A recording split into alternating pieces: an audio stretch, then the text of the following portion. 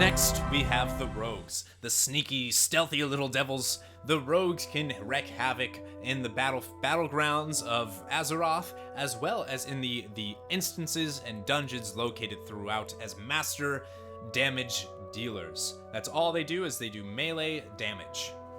The only races that cannot be rogues are the Tauren and the Draenei. Perhaps that's because they have hooves and would be too loud when sneaking around, or perhaps it's because of their honorable code of conduct. Rather than sneaking around trying to kill their enemy, they would rather say, hey, here I am, let's go. From here, the best way to proceed would be to read the game guide that is provided to us on the Blizzard website, and that is as follows. For rogues, the only code is the contract, and their honor is purchased in gold. Free from the constraints of a conscience, these mercenaries rely on brutal and efficient tactics. Lethal assassins and masters of stealth, they will approach their marks from behind, piercing a vital organ and vanishing into the shadows before the victim hits the ground. Rogues can dip their weapons in paralyzing toxins that render foes unable to defend themselves.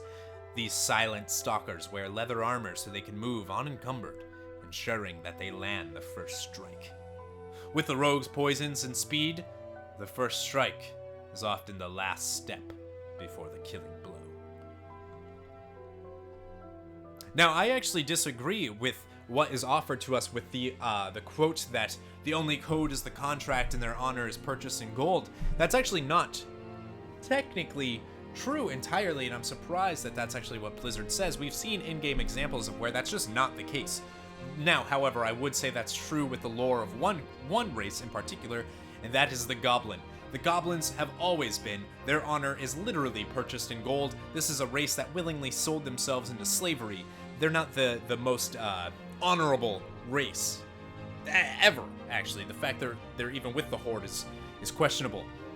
So it totally makes sense why Goblins would be that. They are also tiny, so it would make sense that they would kind of need to poison their weapons to get the upper hand in a battle, as well as be the one to first strike. And that's also true with gnomes. Because both of those are such a tiny race, it makes sense rogues existing in their society, because they need to not only avoid the fight, they need to make sure that they still win the fight by being the first one to blow. All it takes is one punch, right?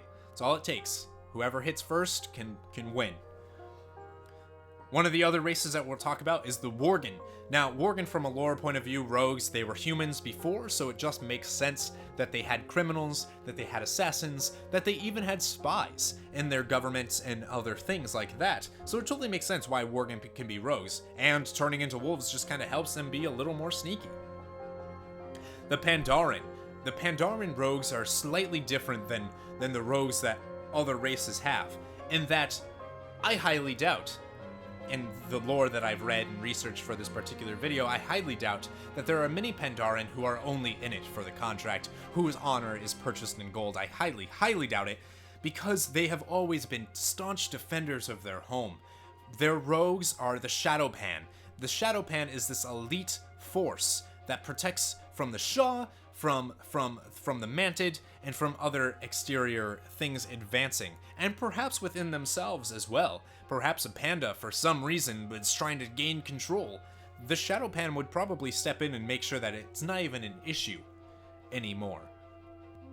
Of course, the Forsaken would also make good rogues, considering that they're pissed. They're an angry, angry race that's mad at everyone around them, so it makes sense why they would be rogues. Sylvanas is also not the most pleasant of individuals, and probably has a lot of enemies both without the Horde and within the Horde itself, so she would obviously keep her faction of rogues close by to be kind of the ear to the ground, see what's going on, eliminate targets before they even ever get close to Sylvanas. It makes sense why they would be lethal assassins. Now, the humans also have a sect of rogues, and that is the SI7 organization. Now, rogues can always be assassins, criminals, spies, heroes, espionage. All of that thing is all tied into rogues.